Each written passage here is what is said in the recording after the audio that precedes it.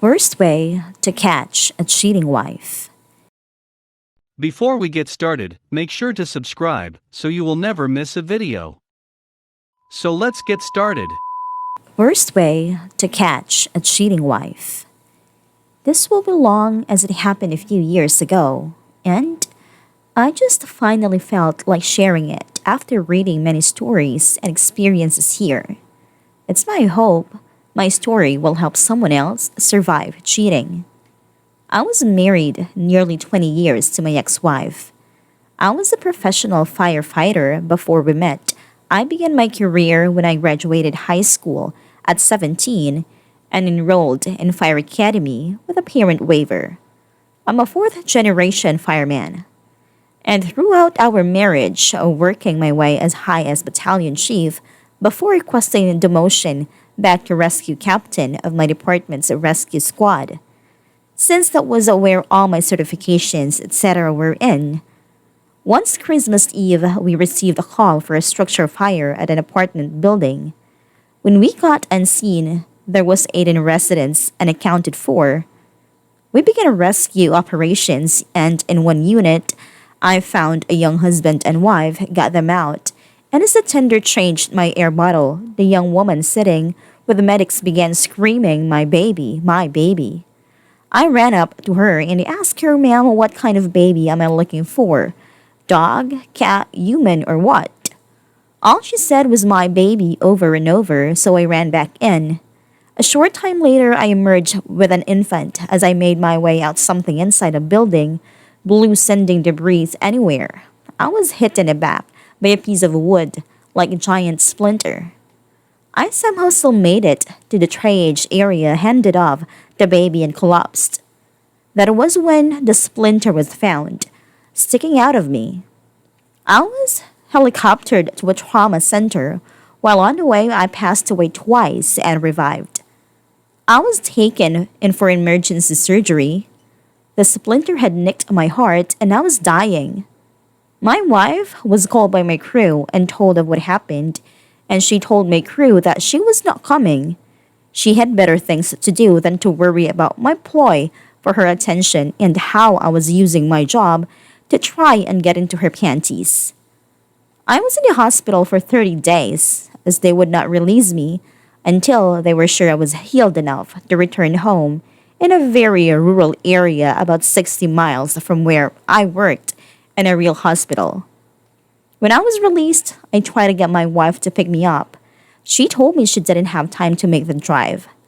I had to beg for a ride home, and when I finally found one through one of my crewmates, he accompanied me into my house, making sure I was okay and not alone.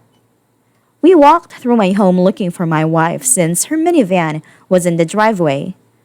When I opened our bedroom door, I collapsed to my knees as my crewman came up behind me and shouted, "What the fuck are you doing?" We opened my bedroom door to find my wife in bed.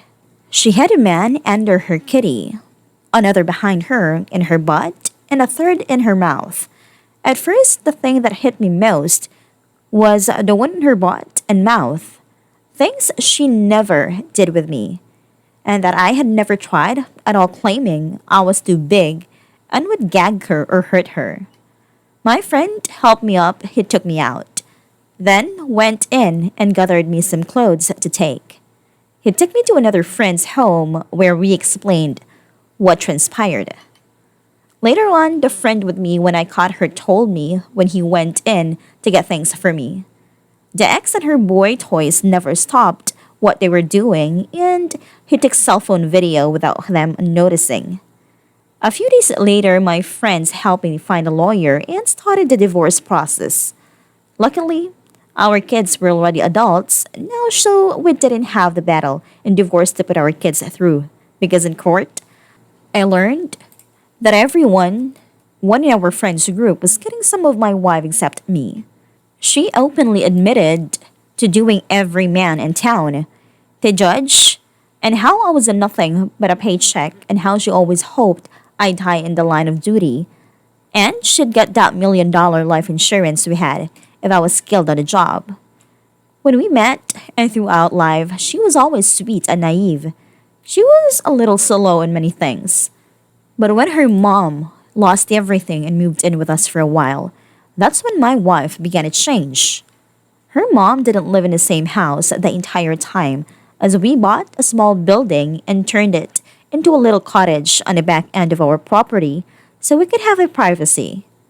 Once I moved her mom out back is when I noticed the changes in her. It was hard for me to notice red flags, etc., as I was the only one working, and I would work 48 on and 24 off. The normal is 24 on, 48 off, but because she refused to work, I had to work double and even at times a second job to support five of us by myself. Wife, two kids, mother-in-law, and myself. Since catching her, the home has been sold and everything split. That was mutual property divided, sold, and split, etc. My crew rallied around me, being there to help me when needed, as well as to help me trying to find my way back to duty status, as well as be there when I need someone to talk to, and so on. Most of these men and women in my crew lived in the city we worked in, so it was an hour drive at least each way to assist me. I worked my ass off to get my career back. I wanted to hit the 35 years of service. Mark then retire. When it came time to do my physical, etc., to return to duty, I passed, but was subsequently called into the chief's office, where I was told, Captain, you have two choices. One, you can retire now at 30 years and keep your full pension and benefits. Or two, we will medically retire you and you get half. I stuttered, but I passed my return to duty test. Answer I received was, Captain, you are one of not the best fire rescue specialist I have ever known, but your age, your injury history, and well, your recent diagnosis of PTSD, coupled with bipolar, the insurance company will no longer cover you due to high risk. So, do you have a decision? I retired and left heartbroken and defeated.